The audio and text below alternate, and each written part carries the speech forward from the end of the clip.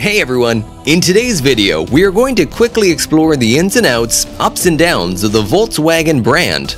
Volkswagen, despite being one of the most well-known companies in the world, is also a bit of a mystery. This company owns many different car brands and models, which may come as quite a surprise to people. You would be intrigued to know that the Volkswagen Group supplies every fourth car sold in Europe. The Volkswagen-Beetle is the first ever model for this company. Today, it is recognized as the longest running brand in the market, as it has been around since before World War II. This is not the only exciting thing about this secretive company. Stay tuned for more interesting facts.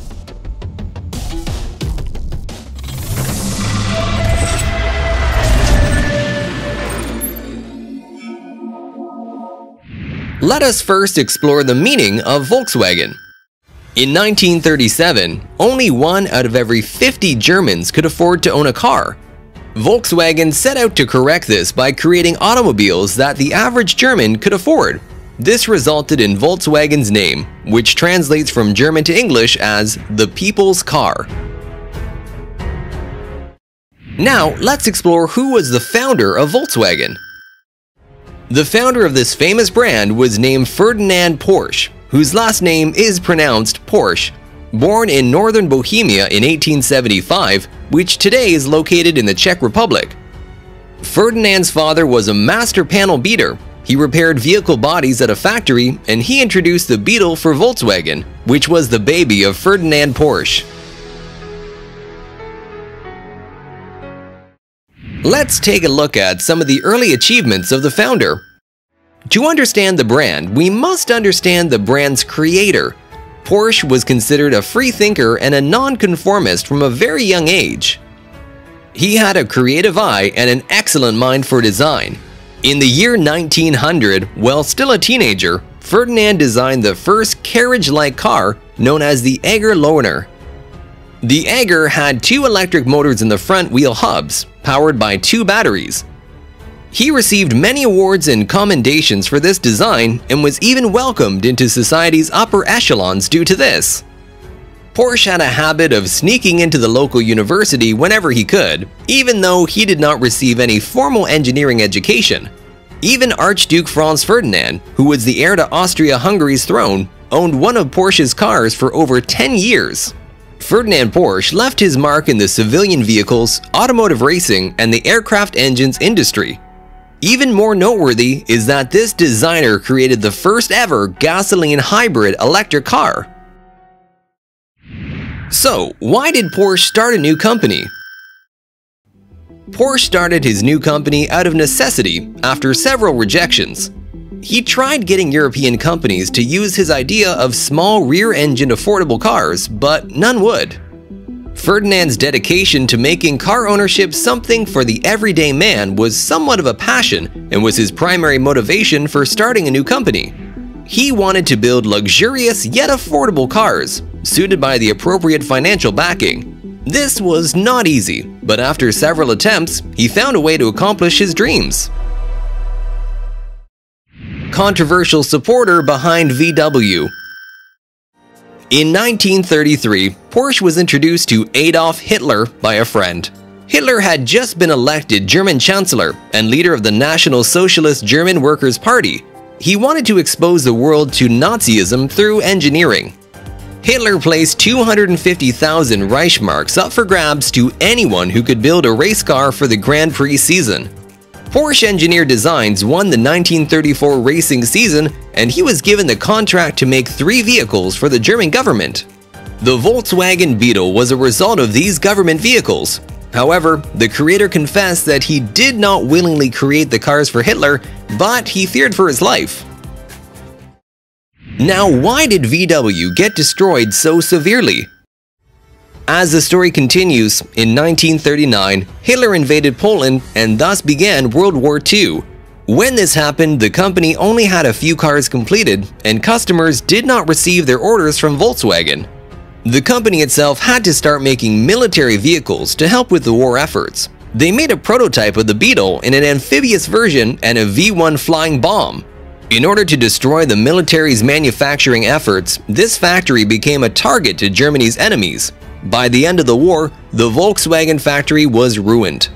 They even found an undetonated bomb stuck between the main power generators of the factory. This, to some, was a sign that the factory was meant to exist. Owner, Ferdinand, at age 72, was imprisoned in France for working with Hitler. While this looked like the end of this auto designer's dream, he did not give up yet. So we know that Volkswagen is still around today. So how did the resurrection happen? After Porsche was finally released from prison, he headed right back to the manufacturing floor to get back to work. He ensured to listen to his workers and absorbed all of their ideas. The conditions of Germany was terrible at this time, and many Germans were at a point of starvation. A surge of jobs was needed for the middle class to revive the economy and get people working again. A British army man known as Major Ian Hurst repaired the already destroyed factory, and thus production started up. Hence, after restarting the production line, helping in rolling out the very first Beetle in Germany.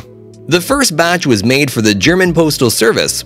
By the year 1948, Porsche was no longer directly involved in creating the Beetles, but started to work on his Porsche model instead. But how did Volkswagen grow to be so famous?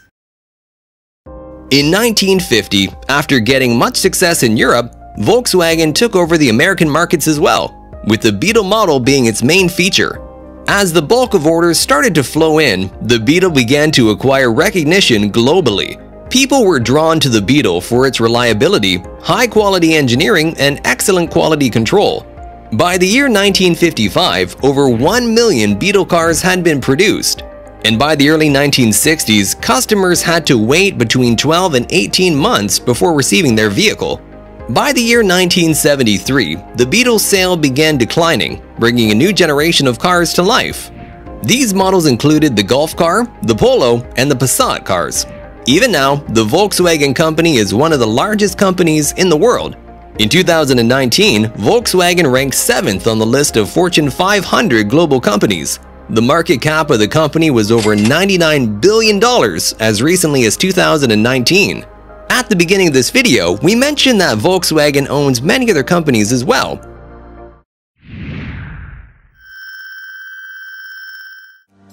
And what is a company without its acquisitions?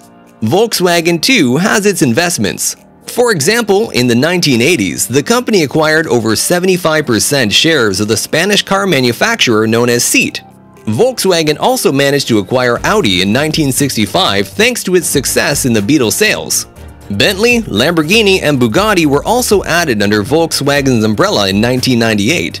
In the year 2000, the Skoda brand was also added. Quite an exciting catch for this company, but it does not stop there.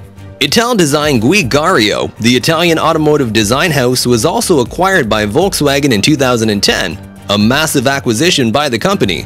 In case you were wondering, the Ital-Design house was responsible for designing cars for brands such as Aston Martin, Hyundai, Ferrari, Chevrolet, Fiat, Ford, Lexus, Lotus, BMW, Alfa Romeo, Mitsubishi, and other brands that were not disclosed.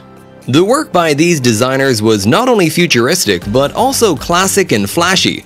Of all these models, the DeLorean DMC-12 seemed to stand out the most. You may know this car from the 1981 trilogy Back to the Future. But oh no, we are not done yet. In 2012, Audi, a subsidiary of Volkswagen, purchased an Italian motorbike maker known as Ducati. This purchase, even more, concreted the Volkswagen holdings in the automotive industry. The company also owned the famous and luxurious company Porsche and the MAN Trucks company. To sum it all up, the Volkswagen company holds over 340 subsidiaries worldwide. Now let's explore how many employees Volkswagen has today. Today, this company has over 671,205 employees. By comparison, Ford and General Motors have only 354,000 workforce combined worldwide, and the company's biggest competitor, Toyota, has around 359,542 employees. The Volkswagen company has an employee force more extensive than the armed forces of Norway, Italy, Australia, and Croatia combined. Now we move on to the company's infamous scandal. Environmental protection is an essential concern to everyone, and car companies have been compelled to comply to new regulations. However, between 2008 and 2015, the Volkswagen company was reported for cheating on the US air pollution tests. The leading German manufacturers were said to be altering car performance by using software and providing false results that were in their favor. The real output measured a whopping 10 to 40 times the legal amount. This scandal was based mainly on the company's diesel range.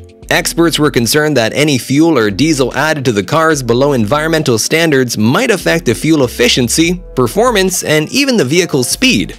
Manufacturers at the company are looking to avoid the negative impact that the company may have caused by being dishonest about their standards.